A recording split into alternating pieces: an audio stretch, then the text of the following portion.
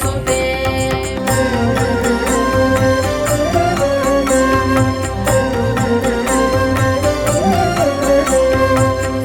सुरवरवर्षिणि दुर्धरधर्षिणि दुर्मुखमर्षिणि हर्षरते त्रिभुवनपोषिणि शङ्करतोषिणि किल्बिषमोषिणि घोषरते तनुजनि रोषिणि दितिसुतरोषिणि दुर्मदशोषिणि सिन्धुसुते जय जय हे महिषासुरमर्दिनि रम्यकपर्दिनि शैलसुते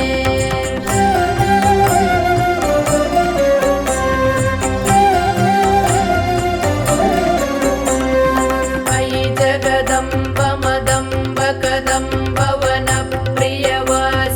हासरते शिखरि शिरोमणि कुम्भ हिमालय शृङ्ग निजालय मध्यगते मधु मधुरे मधुकैडभभञ्जिनि कैडभभञ्जिनि रासरते जय जय हे महिषासुरमर्दिनि रम्यकपर्दिनि शैलसुते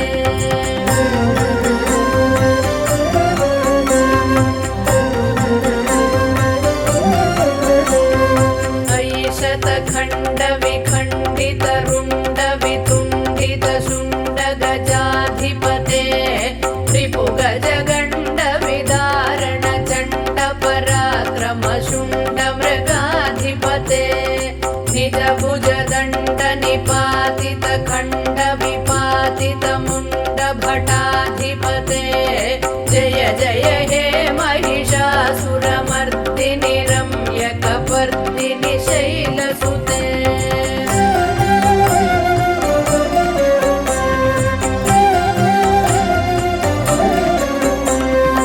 अयि रणदुर्मद शत्रुवधोदित दुर्धर निर्जर शक्तिभृते चतुर विचार धुरीण महाशिवदूत कृत प्रमथाधिपते दुरित दुरीह दुराशय दुर्मति दानवदूत कृतान्तमते जय जय हे महिषासुरमर्दिनि रम्यकपर्दिनि शैलसुते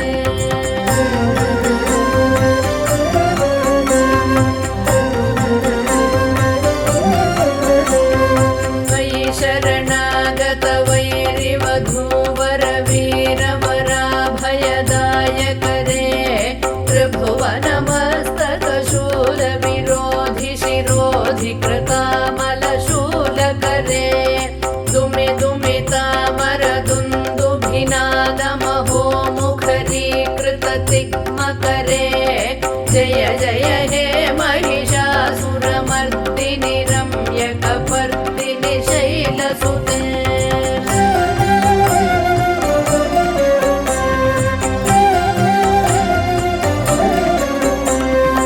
अयि निज हुङ्कृतिमात्र निराकृत धूम्र विलोचन धूम्रशते समर विशोषित शोणित बीज समुद्भव शोणित बीजलते शिव शिव शुम्भ निशुम्भ महाहवतर्पित भूत पिशाचरते जय जय हे महिषासुरमर्दिनि रम्यकपर्दिनि शैलसुते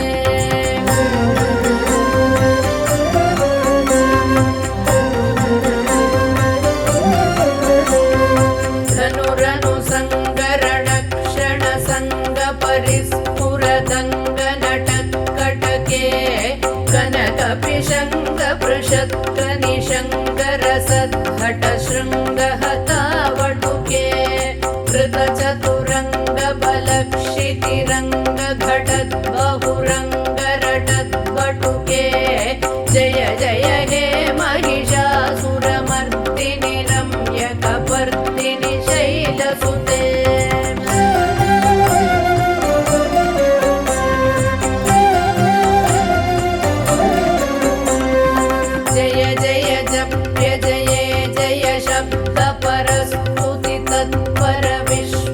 भण भण बिंजी सिञ्जितमोहितभूतपते नटित नटार्धनटी नटनायक नाटित नाट्यसुगानरते जय जय हे महिषासुरमर्दिनि रम्यकपर्दिनि शैलसुते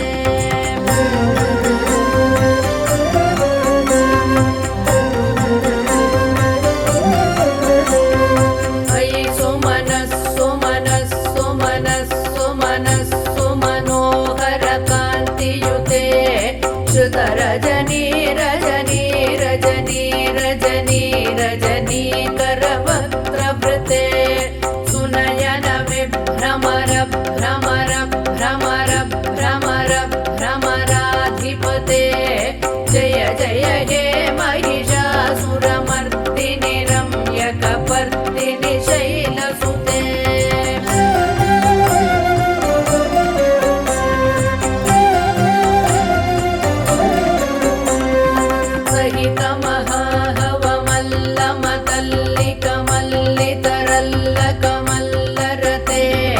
विरचित वल्लिक पल्लिक मल्लिक भिल्लिक भिल्लिक वर्गवृते सितकृत पुल्लस मुल्लसितारुण तल्लज पल्लव सल्ललिते जय जय हे महिषासुरमर्दिनि रम्यकपर्दिनि शैलसुते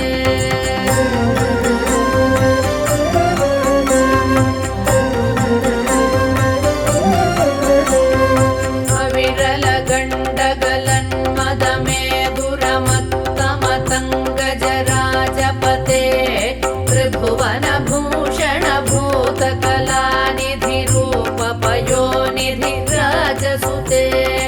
अयि सुदति जनलाल समान समोहन मन्मथ राजसुते जय जय हे महिषासुरमर्दिनि रम्यकपर्दिनि शैलसुते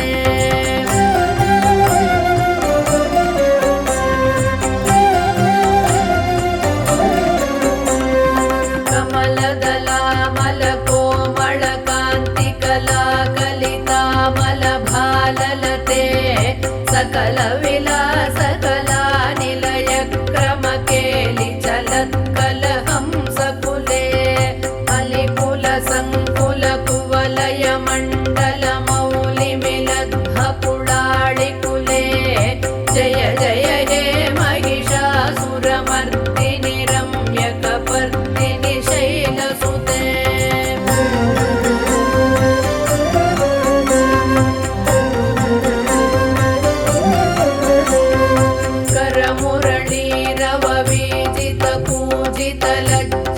कोकिल मंजुमते मिलित पुलिंद मनोहर गुंजित रंजित शैल निकुंजगते निज गुण भूत महाशबरी गण सद्गुण संभृत केलितले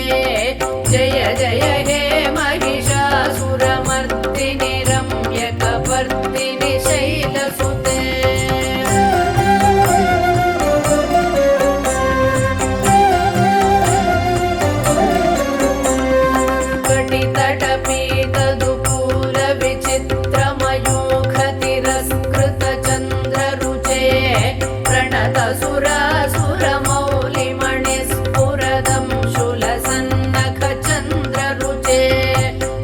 कनकाचल मौलि पदोर्जित निर्भर कुंजर कुंभकुचे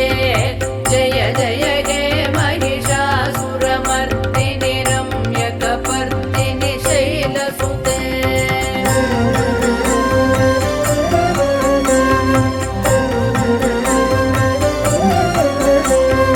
विजित सहस्रकरैक सहस्रकरैक सहस्रकरैकनुते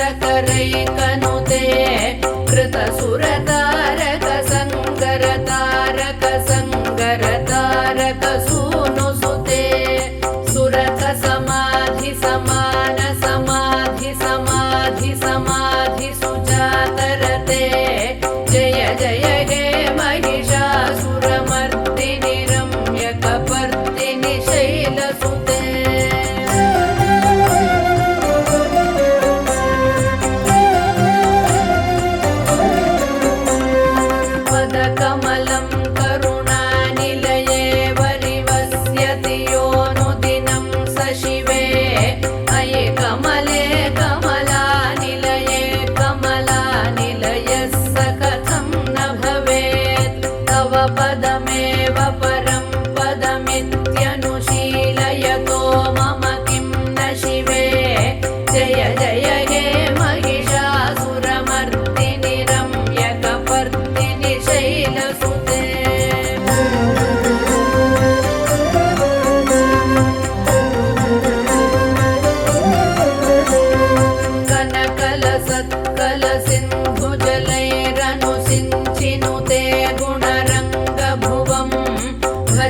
सखिं न सची कुच कुम्भतटी परिरम्भ सुखानुभवम्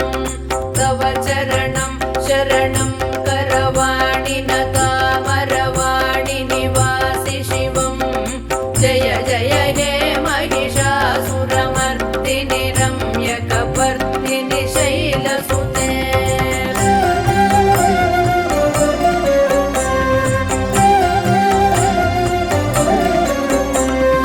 तव विमलेन्दुकुलं वदनेन्दुमलं सकलं ननुकूलयते किमु पुरुहूतपुरीन्दुमुखी सुमुखीभिरसं विमुखी क्रियते मम तु मतं शिवनामधने भवति कृपया किमुत क्रियते जय जय हे महिषासुरमर्दिनि रम्यकपर्दिनि शैलसुते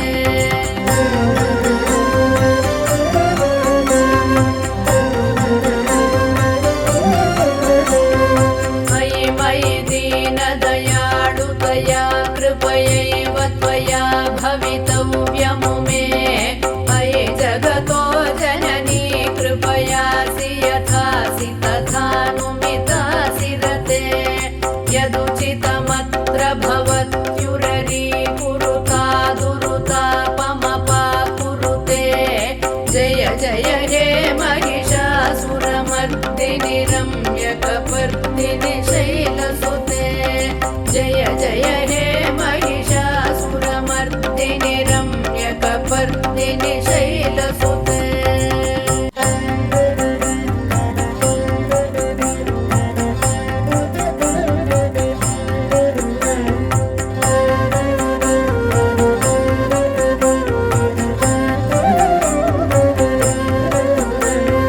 मयि गिरिनन्दिनि नन्दितमेदिनि विश्वविनोदिनि नन्दनुते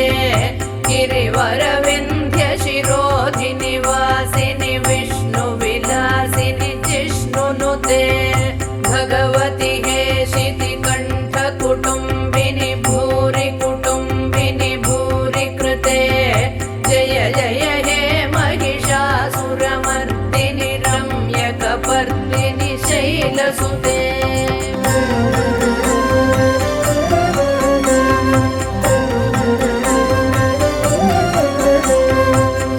सुरवरवर्षिणि दुर्धरधर्षिणि दुर्मुखमर्षिणि हर्षरते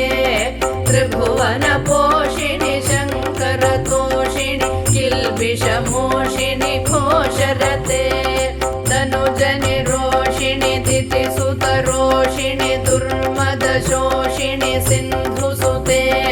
जय जय हे महिषासुरमर्दिनि रम्यकपर्दिनि शैलसुते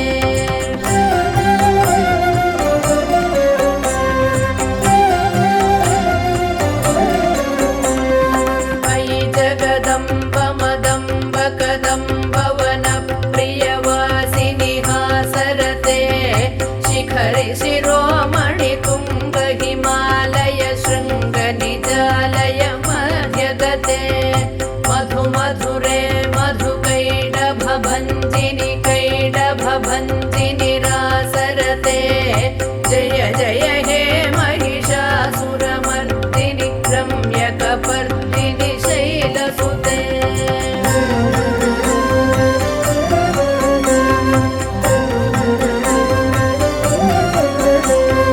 अयि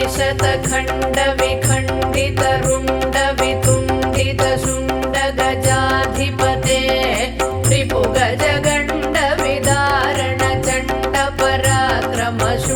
रिपुगजगण्डविदारणचण्डपराक्रमशुण्डमृगाधिपते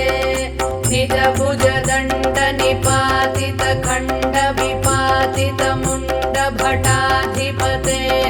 जय जय हे महिषासुरमर्दिनि रम्यकपर्दिनि शैलसुते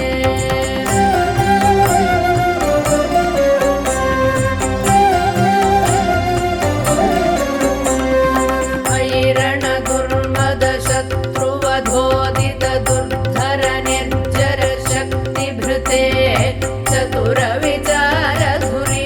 महाशिवदूत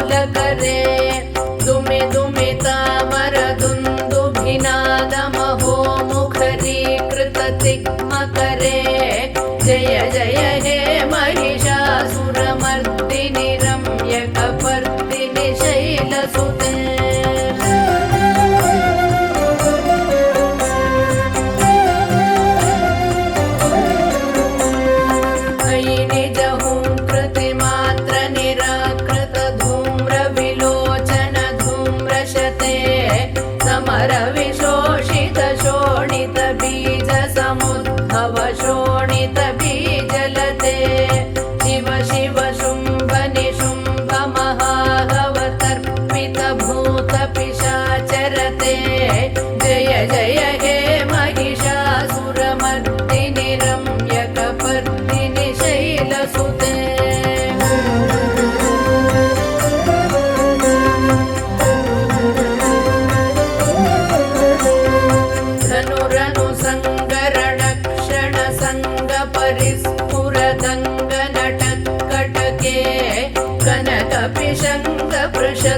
निशङ्गरसद्घट शृङ्गहतावटुके कृतचतुरङ्ग बलक्षितिरङ्ग घटद् बहुरङ्गरटद् वटुके जय जय हे महिषासुरमर्दिनि रम्यकपर्दिनि शैलसुते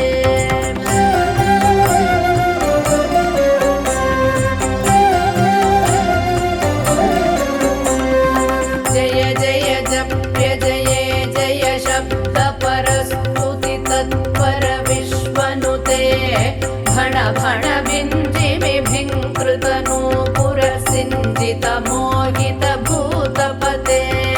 नटित नटार्ध नटी नटनायक नाटित नाट्य सुगानरते जय जय हे महिषासुरमर्दिनि रम्यकपर्दिनि शैलसुते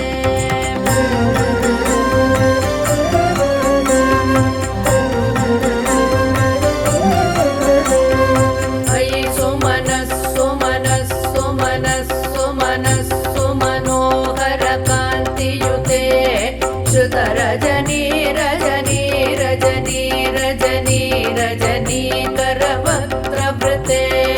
सुनयन विभ्रमर भ्रमर भ्रमर भ्रमर भ्रमराधिपते जय जय हे महिषासुरमर्दिनि रम्यकपर्दिनि शैलसुते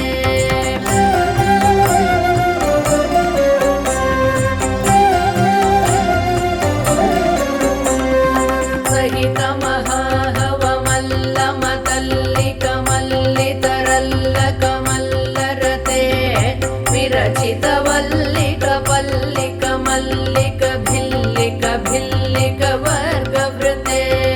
सितकृत पुल्ल समुल्लसितारुण तल्लज पल्लव सल्ललिते जय जय हे महिषासुरमर्दिनि रम्यकपर्दिनि शैलसुते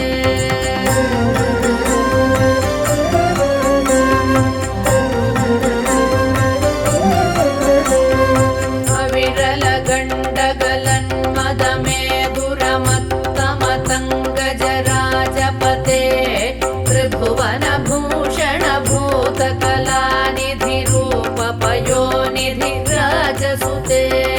अयि सुदति जनलाल समान समोहन मन्मथ राजसुते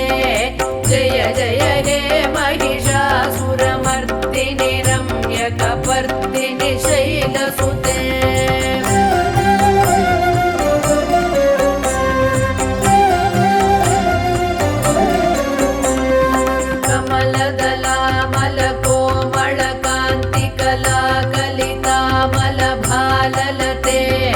सकल विलास कला निलय क्रम केलि चलत्कल हंसकुले अलिकुल संकुल कुवलय मण्डल मौलि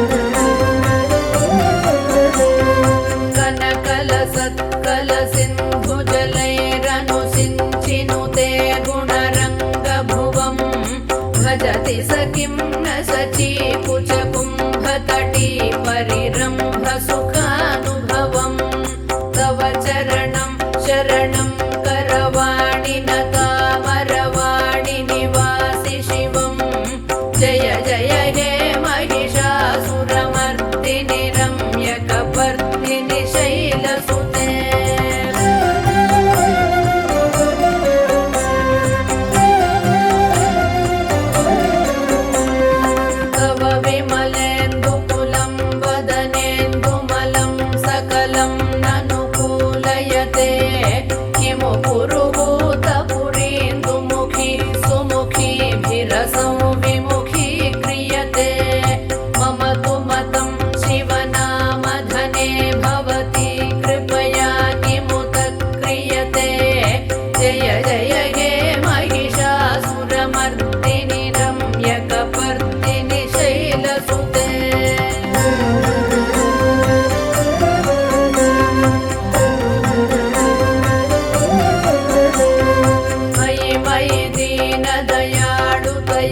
कृपयैव त्वया भवितव्यमु मे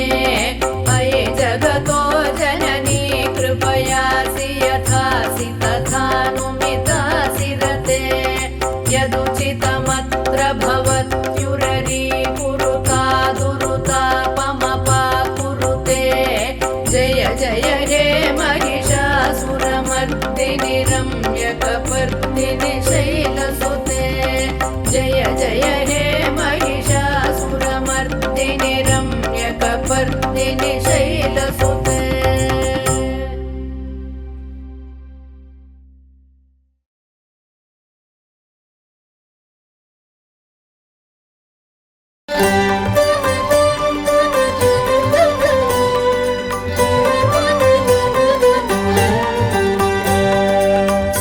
सुमनसबन्दित सुन्दरि माधवि चन्द्र सहोदरि हेममये मुनिगणमण्डित मोक्षप्रदायिनि मञ्जुळभाषिनि वेदनुते पङ्कजवासिनि देवसुपूजित सगुणवासिनि शान्तियुते जय जय हे मधुसूदन कामिनि आदिलक्ष्मि सदा पालय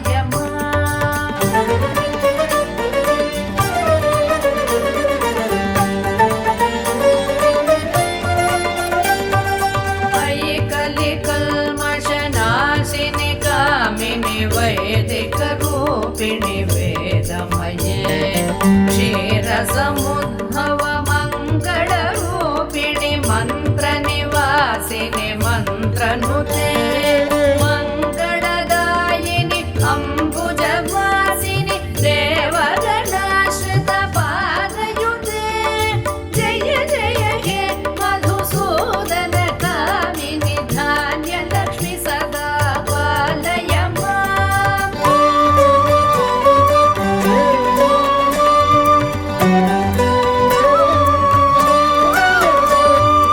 जय वरवर्णिनि वैष्णवि भार्गवि मन्त्रस्वरूपिणि मन्त्रमये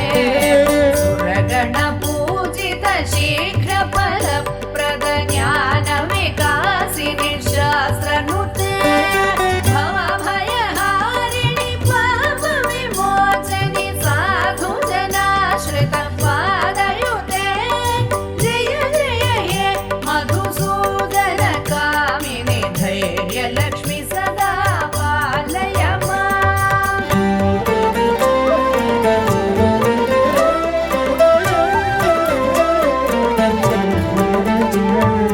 जय जय दुर्गतिनाशिनि कामिनि सर्वफलप्रद शास्त्रमये रथगजतुरगपदादि समावृत परिजनमण्डित लोकनुते हरिहर ब्रह्म सुपूजित सेवित तापनिवारिणि पादयुते जय जय हे मधुसूदन कामिनि गजलक्ष्मि रूपेण पालय माम्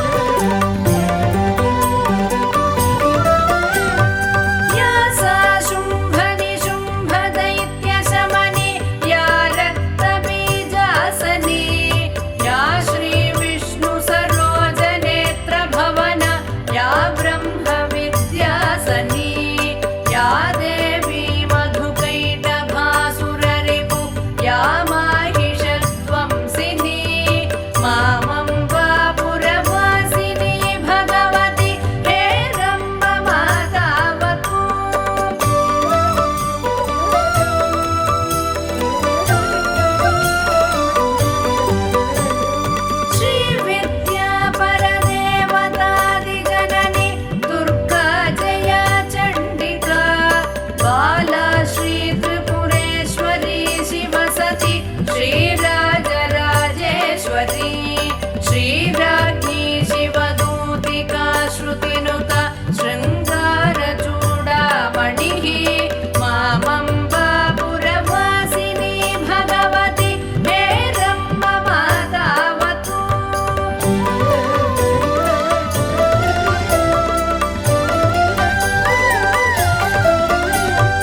अम्बा पञ्चकमद्भुतं पठति चेत् यो वा प्रभाते निशं दिव्यैश्वर्यशतायुरुद्धममतिं विद्यां श्रियं शाश्वतं लब्ध्वा भूमितले स्वधर्मनिरतां श्रीसुन्दरीं भामिनीम् अन्ते स्वर्गफलं लभेतदि पुदैः संस्तूयमानो नरः।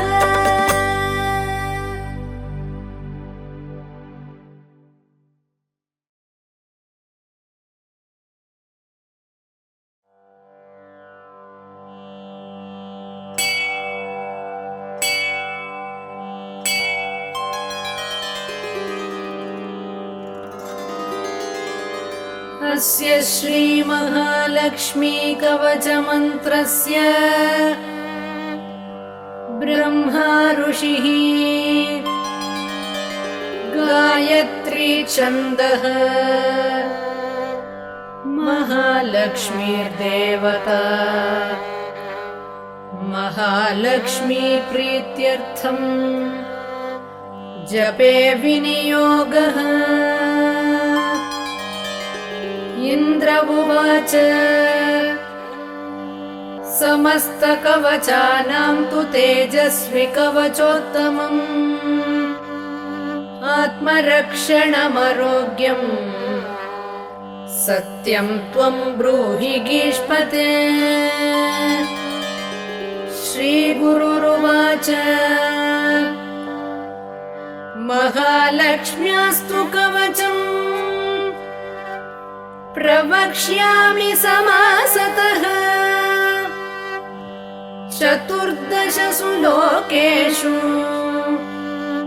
रहस्यं ब्रह्मणोदितम्।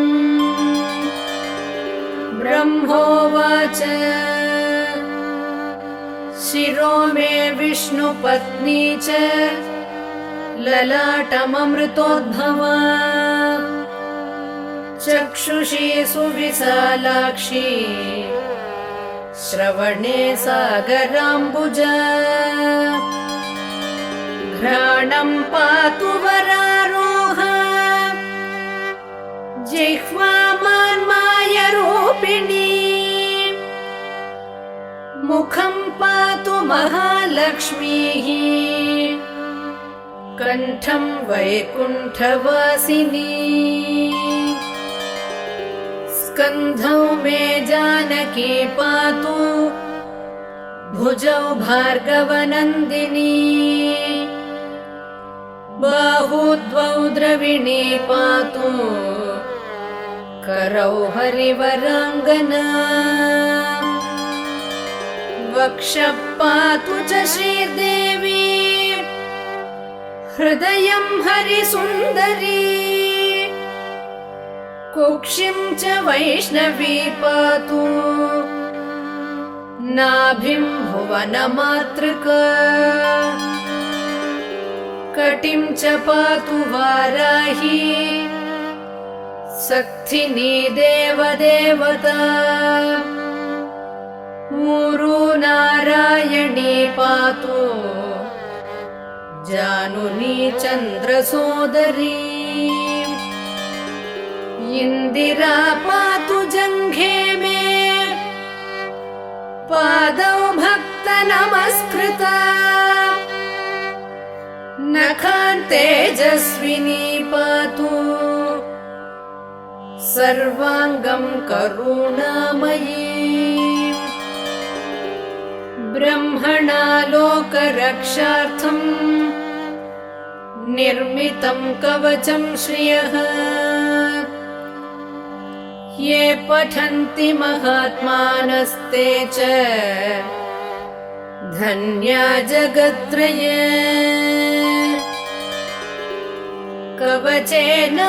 कवचेनावृताङ्गानां जनानां जयदा सदा मातेव सर्वसुखदा भवत्वमरेश्वरी भूयः सिद्धिमवाप्नोति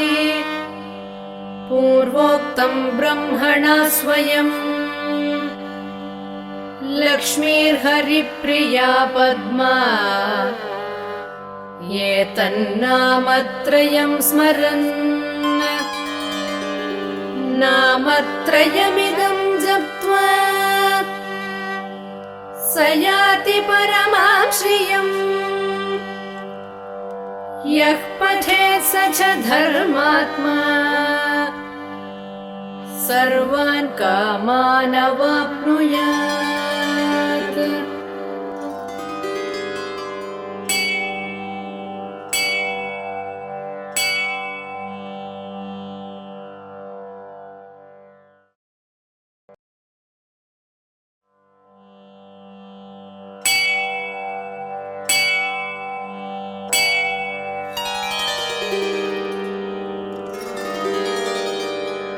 श्रीमान् वेङ्कटनाथार्य कवितार्किककेसरी वेदान्ताचार्यवर्यो मे सन्निधत्तां सदा हृदि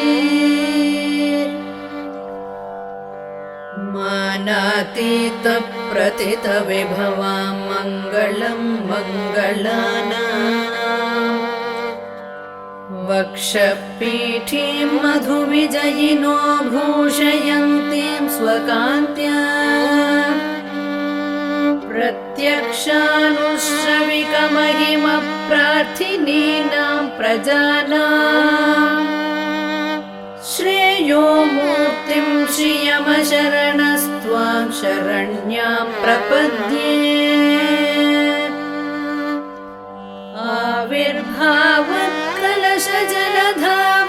आविर्भावत्कलशजलधावध्वरेवापि यस्याः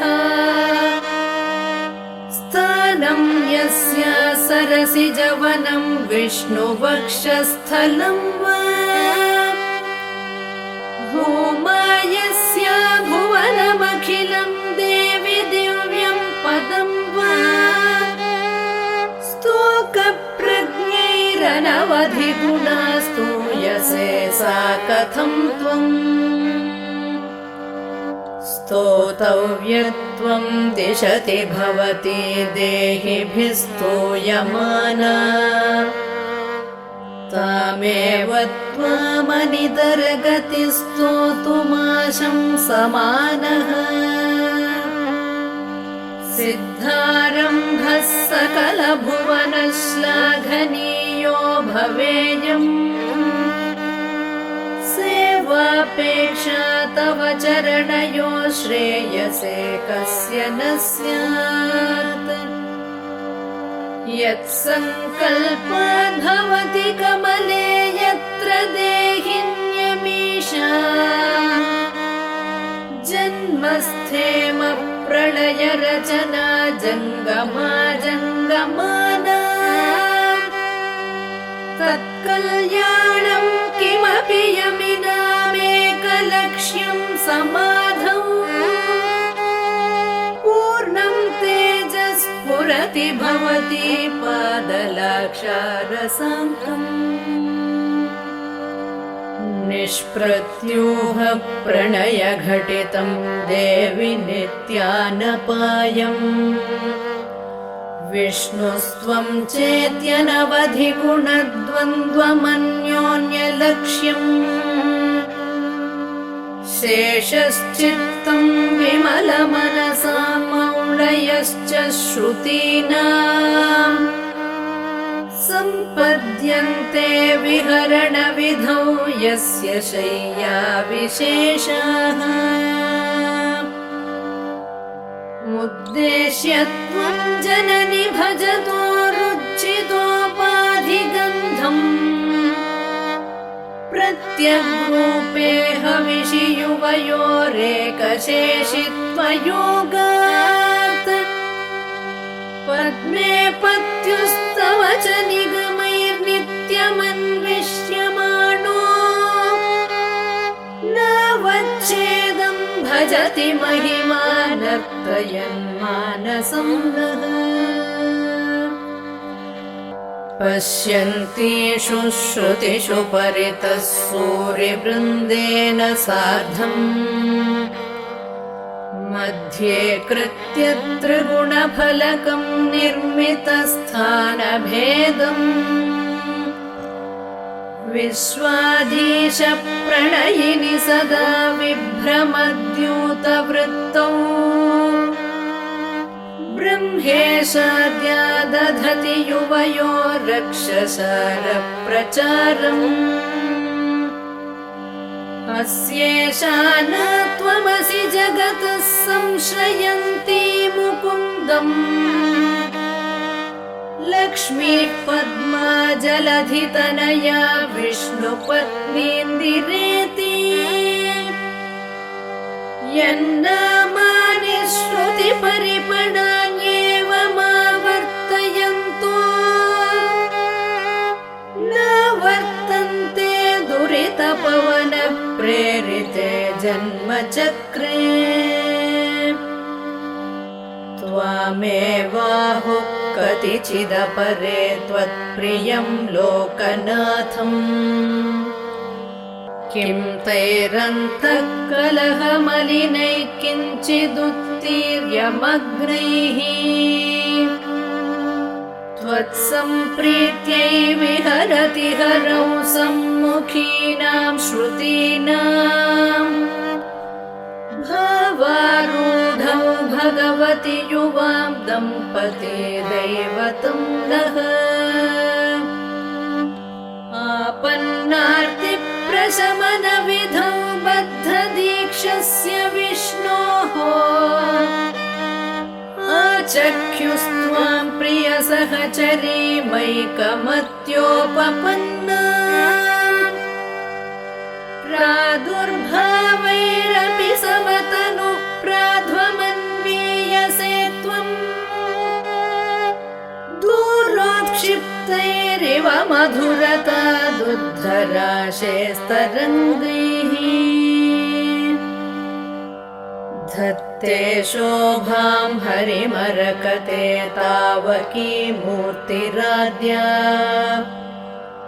तन्वे तुङ्गस्तनभरनता तप्तजाम्बूनदाभा यस्यां गच्छन्त्युदयविलयैर्नित्यमानन्दसिन्धा इच्छा वेगोल्लसितलहरी विभ्रमव्यक्तयस्ते आसंसारं विततमखिलं वाङ्मयं यद्विभूतिः यद्भ्रूभङ्गात् कुसुमधनुषः किङ्करो मेरुधन्वा यस्यां नित्यं नयनशतकैर्येकलक्ष्यो महेन्द्रः पद्मे तासां परिणतिरसौ भावलेशैस्त्वदीयैः अग्रे भक्तुः सरसिजमये भद्रपीठे निषण्णाम् अम्भोराशेरधिगतसुधा सम्प्लवादुत्थितां त्वाम् पुष्पासारस्थगितभुवनैः पुष्कलावर्तकाद्यैः क्लुप्तारम्भा कनककलशैरभ्यषिञ्चन् गजेन्द्राः आलोक्य त्वाममृतसहजे विष्णुवक्षस्थलस्था शापाक्रान्ता शरणमगमन् सावरोधा सुरेन्द्रः लब्ध्वा भूयस्त्रिभुवनमिदं लक्षितं त्वत्कटाक्षैः सर्वाकारस्थिर चिरसमुदयां सम्पदं निर्विशन्ति आर्तत्राणं रतिभिरमृता सारनीलाम्बुवाहैः अम्भोजानामुषसि मिषतामन्तरङ्गैरपाङ्गैः यस्यां यस्यां दिशि विहरते देवि दृष्टिस्त्वदीया तस्यां तस्यामहमहमिकां तन्वते सम्पदोघाः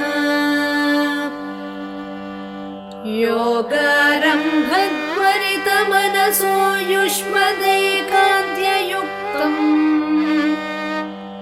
धर्मं प्राप्तुं प्रथममिह ये धारयन्ते धनाय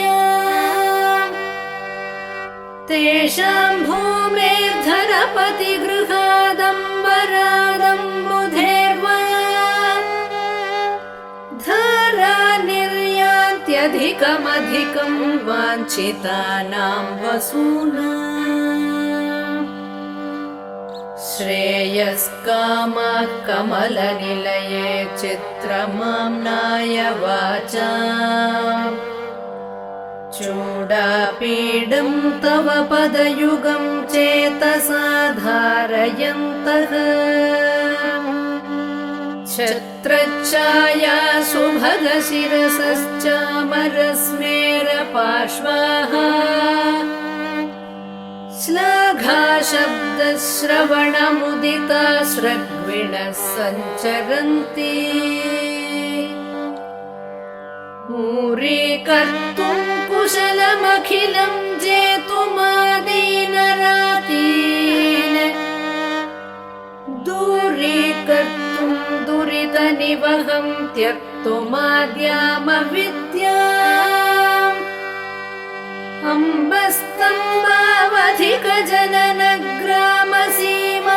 अम्बस्तम्भावधिकजननग्रामसीमान्तरेखाम् आलम्बन्ते विमलमनसो विष्णुकान्ते दयान्ते जाताकाङ्क्षा जननि युवयोरेकसेवाधिकारे मायालीढं विभवमखिलं मन्यमानास्तृणाय प्रीत्यै विष्णोस्तव च कृतिनः प्रीतिमन्तो भजन्ते वेलाभङ्गप्रशमनफलं वैदिकं धर्मसेतुम् सेवे देवि त्रिदश महिला मौलिमालार्चितं ते सिद्धिक्षेत्रं शमितविपदां सम्पदां पादपद्मम् यस्मिन्नीशन्नमितशिरसो यापयित्वा शरीरम् वर्तिष्यन्ते वितमसि पदे वासुदेवस्य धन्याः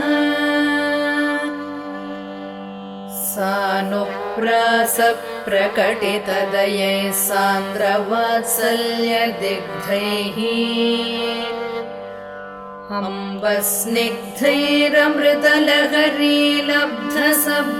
अम्बस्निग्धैरमृतलहरीलब्धसब्रह्मचर्यैः घर्मे तापत्रय विरचिते गाढतप्तं क्षणं माम्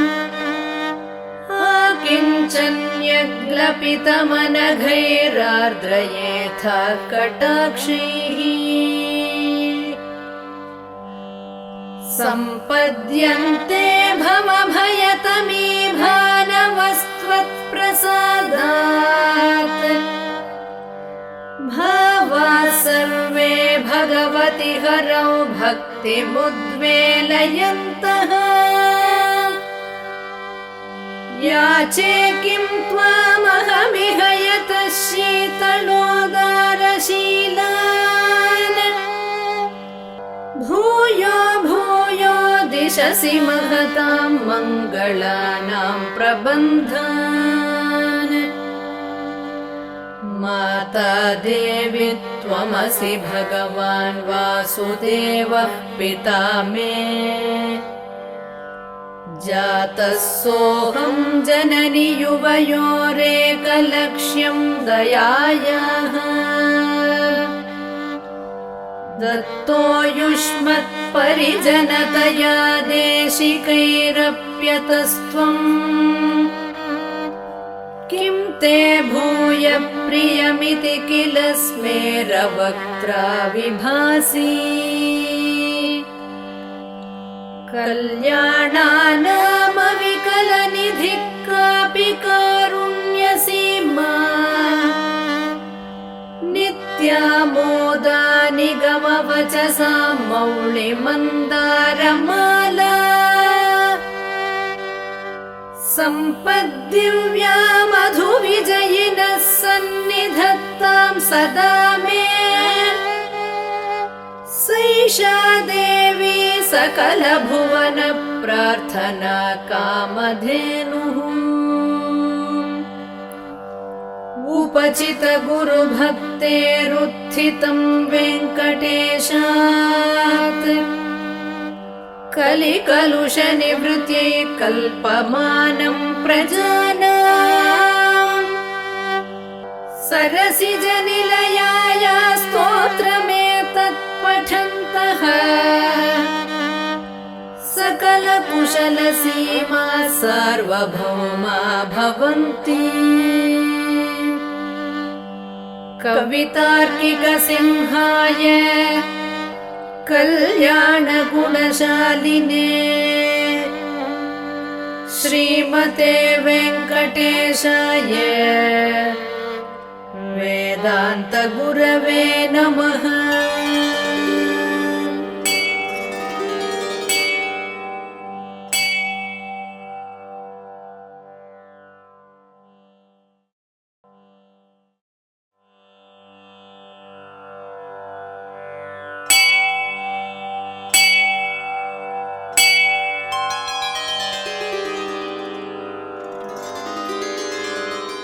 जगद्धात्री नमस्तुभ्यं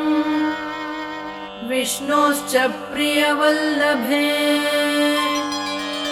यतो ब्रह्मादयो देवाः सृष्टिस्थित्यन्तकारिणः। नमस्तुलसी कल्याणी नमो विष्णुप्रिये शुभे। नमो मोक्षप्रदे देवी नमः सम्पत्प्रदायिके। तुलसी पातु मां नित्यं सर्वपद्भ्योऽपि सर्वदा। कीर्तितापि स्मृता वापि पवित्रयति मानवम्। नमामि शिरसा देवीं तुलसीं विलसत्तनुम्। यां दृष्ट्वा पापतो मर्त्याः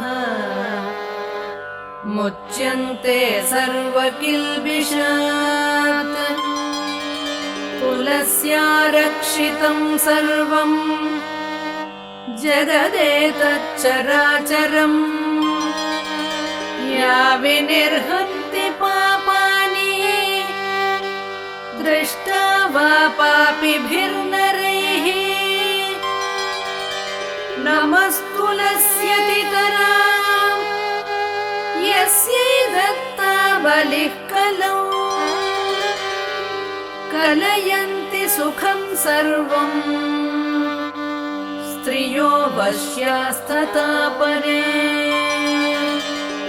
तुलस्या नापरं किञ्चिद्दैवतं जगतीतले। यया पवित्रितो लोको विष्णुसङ्केन वैष्णवैः। तुलस्याः पल्लवं विष्णोः शिरस्यारोपितं कलौ आरोपयति सर्वाणि श्रेयांसि वरमस्तके तुलस्यां सकलादेव वसन्ति सततं यथा अतस्तया च ये लोके सर्वान् देवान् समर्चयन् नमस्तुलसि सर्वज्ञे पुरुषोत्तमवल्लभे पाहि मां सर्वपापेभ्यः सर्वसम्पत्प्रदायिके इति स्तोत्रं पुरा गीतम् पुण्डरीकेण धीमता विष्णुमर्चयतां नित्यम् शोभनैस्तुलसीदलैः तुलसी श्रीमहालक्ष्मी विद्या विद्या यशस्विनी धर्मा धर्मानना देवी देवदेव मनःप्रिया लक्ष्मी प्रिय सखी देवी द्यौर्भूमिरचलाचला षोडशैतानि नामानि तुलस्या कीर्तये नरैः लभते सुतरां भक्तिम् मन्मथे विष्णुपदां भवेत् तुलसी भूर्महालक्ष्मीः पद्मिनी श्रीहरिप्रिया तुलसी श्रीसखिशुभे पापहारिणि पुण्यदे नमस्ते नारदनुते नारायण नमः प्रिये।